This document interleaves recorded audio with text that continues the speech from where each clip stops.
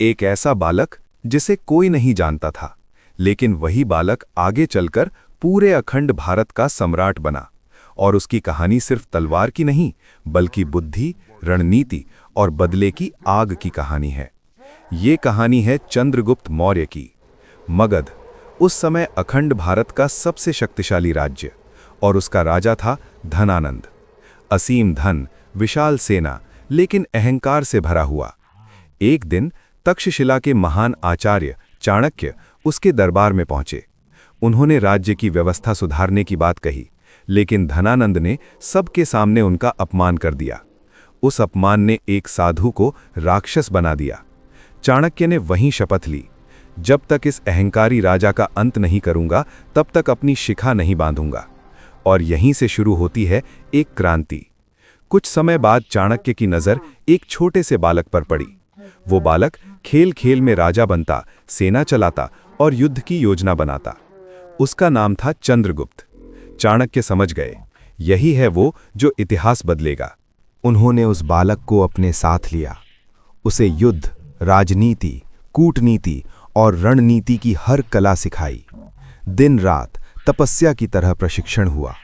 साल बीत गए। एक बालक अब एक योद्धा बन चुका था, लेकिन सामने था मगध का विशाल साम्राज्य।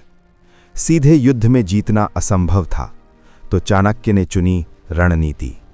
उन्होंने छोटे छोटे राज्यों को अपने साथ जोड़ा, जनता को धनानंद के खिलाफ खड़ा किया, और धीरे धीरे मगध की जड़ें हिलने लगीं। फिर आया वो दिन। मगध की धरती पर युद्ध छिड़ चुका था।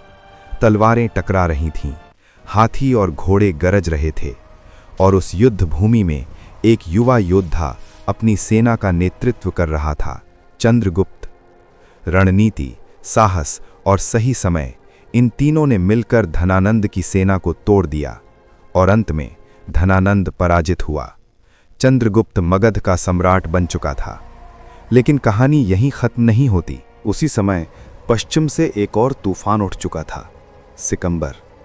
इतिहास में सीधे युद्ध का स्पष्ट प्रमाण नहीं, लेकिन कथा कहती है, चाणक्य ने चंद्रगुप्त से कहा, अब समय है अखंड भारत की सीमाओं की रक्षा का। चंद्रगुप्त ने अपनी सेना संगठित की और यूनानी शक्तियां को पीछे ढकेलना शुरू किया। रणनीति वही थी, सीधा युद्ध नहीं, बल्कि धीरे धीरे कमजोर करना। और अंततः विदेशी ताकतें अखंड भारत से पीछे हटने लगी। अब अखंड भारत में एक नया युग शुरू हो चुका था। एक ऐसा साम्राज्य जो तलवार से नहीं, बल्कि बुद्धि, धैर्य और गुरु के मार्गदर्शन से बना था।